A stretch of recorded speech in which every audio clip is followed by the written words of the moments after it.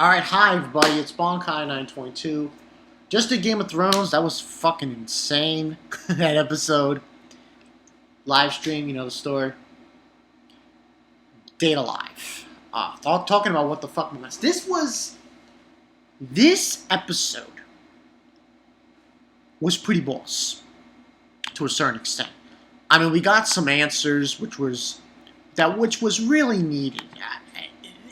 This really needed. They needed to answer a few questions, at least from my point of view, on the whole thing that went down in last week's episode.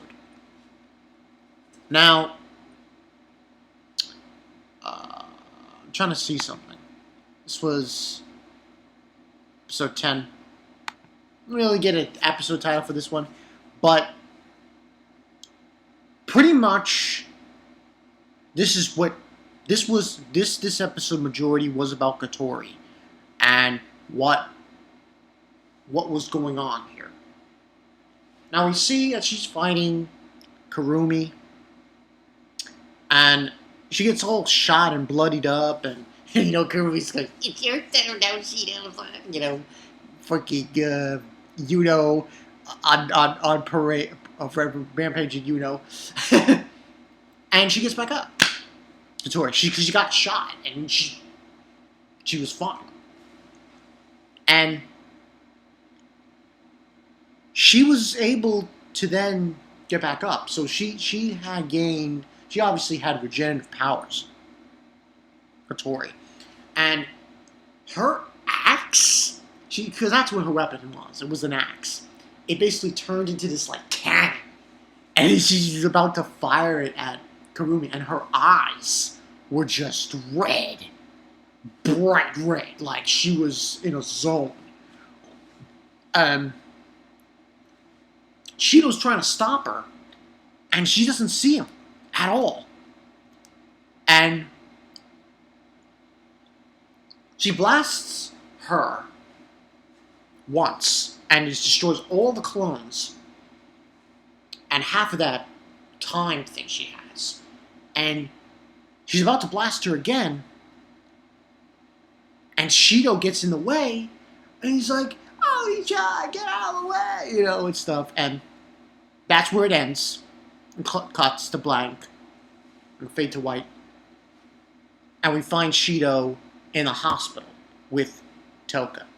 And Rene-san is there, along with Yoshino and Yoshinone, and he's like freaking out, like, "Where is everybody?" And then she puts his face in her boobs, which was kind of weird, and tells her to come with her to see Kotori. And she's in a special room and everything. And that's where we have this conversation between Kotori and Shido. Now, the explanation that was given when she was talking to Shido, she's human. Now, she is human, Kotori. But for some reason, 5 years ago, she gained the powers of a spirit. Oh, by the way, I should add to you, 5 years ago was also the time that Origami's parents died. Yeah. So, you get a sense here what is going on. And basically the whole bit was that, at that time her powers just were out of control. And basically the reason why Shido was able to survive, remember in the beginning of the show when Origami shot him? "Oh, he's dead, he came back to life." That was because he had Kotori's abilities inside of him. Her regenerative abilities. And That was the explanation we got with that. And then we also found out something interesting. Apparently, he has this dream while they were fighting before. Okay. That was not a dream. That happened. Apparently, from what I'm understanding, is she was explaining this to him, and kudos to Panto12 giving me a message about this, saying, oh, you should give this a 5 out of 5. And I am giving it a 5 out of 5. Was that someone must have tampered with their memories. And that's why it seems like they don't know.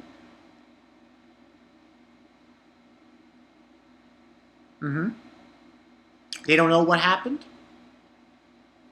They don't remember it, but apparently he does. And that both their memories were tampered with. And then she punches him because of the fact that he got in the way and, you know, shouldn't have done that. And then she, like, faint. She doesn't faint, but she falls to the ground. And Kotori, and then Renee shows up and tells Shin, calls him Shin, not Shido, to go with her. And she explains to Shido that if in the next 2 days, Kotori isn't going to be like this anymore. She's not going to be the same Kotori that you know. Which pretty much means she's going to be like Kurumi. Well, not exactly like Kurumi, but she's not going to remember herself. She's going to be a total mellow, just a maniac. And she's going to be killing people and shit as a spirit. But within those 2 days, he has to go on a date with her, and he has to attempt to seal her powers. And then after that whole situation, he leaves. Toka's running after him, saying, oh, Shido, and stuff. And he says, I need to be alone for a minute. Just leave me alone. And just walks away. After that, he basically goes to the hospital that Mana is at. This was a short episode. This was really... And the first half was pretty serious. The ending got really serious. Big time. So, he goes there, and they tell him he can't go see her because of the situation. Mana's another one. You know, at the end of the day, I'm pretty sure I said this to you guys last week. Mana's situation is just as bad as Kotori. Mana, she went through an experiment. And supposedly, like, 10 years of her life were taken off? Or something? At least that's what I was told from watching last week's episode. And, you know, he can't see Mana. Then he sees Origami. Origami was such a fucking... she was ridiculous in this episode. And she asks him, what about Toka? And she's fine. And she's like... she makes a sound with her mouth. And it's like... Yeah, she's like, come on, just kill the bitch, Toka. She wants Toka dead so she can have... she'd order him herself. So... she's talking to him and saying, oh, you didn't come to see me? And says, I come to you too. And what ends up happening is he says goodbye. He's going to go, because he's telling her, oh, well, go back to your room, and stuff. And here's the thud. She fell down. And I'm like, oh my God. She's doing this on purpose? I was like, oh. She fell down and she's like, carry me. She wanted him to carry her. I'm like, yo, this bitch. Oh shit, she's putting the moves on Shido right here. Like, seriously. And after that, he carries her back to her room and she wants him to feed him apples. And like, it was kind of a little erotic there. Kind of weird. He was sucking on his fingers. I was like, come on. Just come on. Fed her the temperature, thing. But then after that,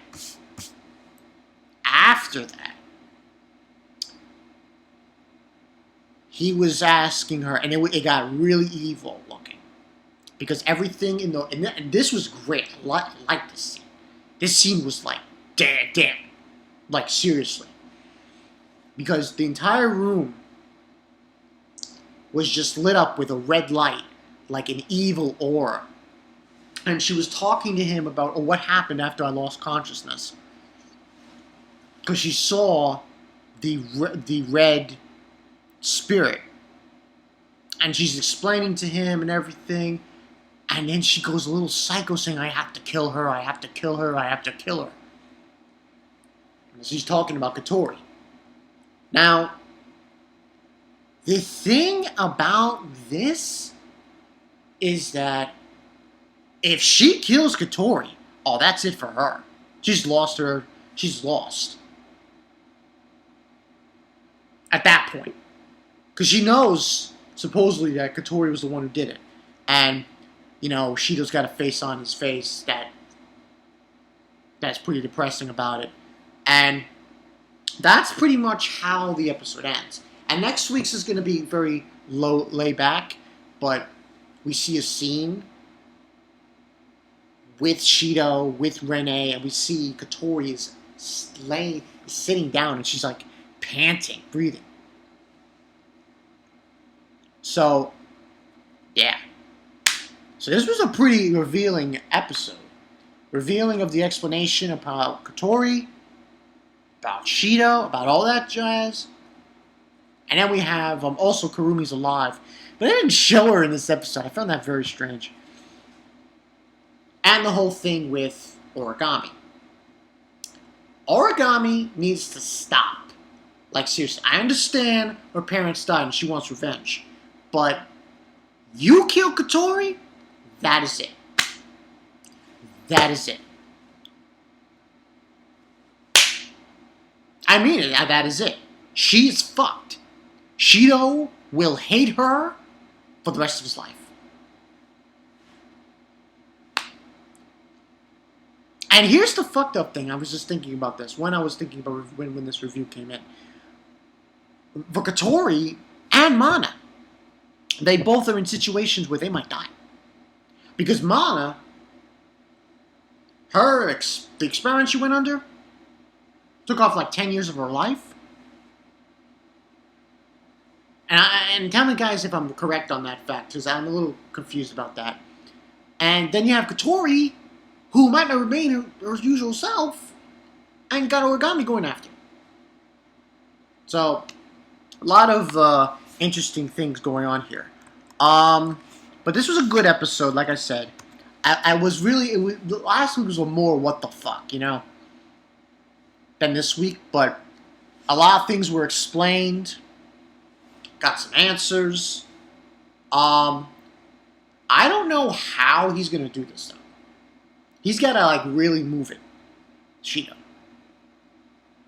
He's going to have to,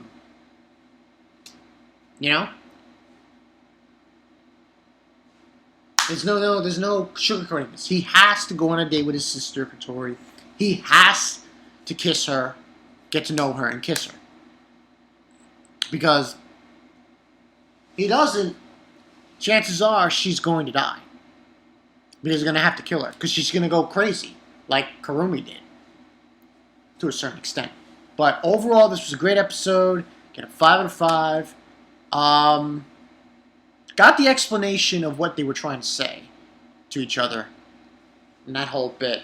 But origami, she had this revenge thing in the beginning of the show. In the beginning of Dead Alive. She said it about, revenge. She's always had this, And, and these girls, the only one who deserves, I mean this, the only one who deserves to be with Shido is Toka. That's what I believe. Because Toka has done nothing wrong. She doesn't have any evil tendencies. Kurumi, evil tendencies. Kotori, she might have evil tendencies. Origami definitely has evil tendencies, the way she's acting. So the only ones that should be with, in my opinion, at this moment, with Shido is Toka and Mana. But even with Mana, it's 10 years of life, so... And like I said, I'm not sure, 100% sure on that. You guys in the comments section could clarify to me if that's accurate from the light novel. If that's the story with Mana. I don't mind if anyone spoils me with the light novel. I really don't give a shit. Because I want to know the truth behind Mana and that whole business. So, yeah, this is a good episode. Next week's called Countdown, so I think this is just going to be what, you know, Shido trying to get in with like a date with Kotori and helping her, you know, seal her powers and get her from the situation she's in. You know? So yeah, 16 minutes. Had to go in on this episode, you know? But yeah, this is Bonkai 922. I'll see you guys later. Good episode. Origami. Gotta nip that revenge in the bud. Because if you don't, you're not getting anything. Yeah. If she doesn't nip it in the bud, Shido will not give her the D. It will not happen. Yeah, unfortunately. I'll see you guys later.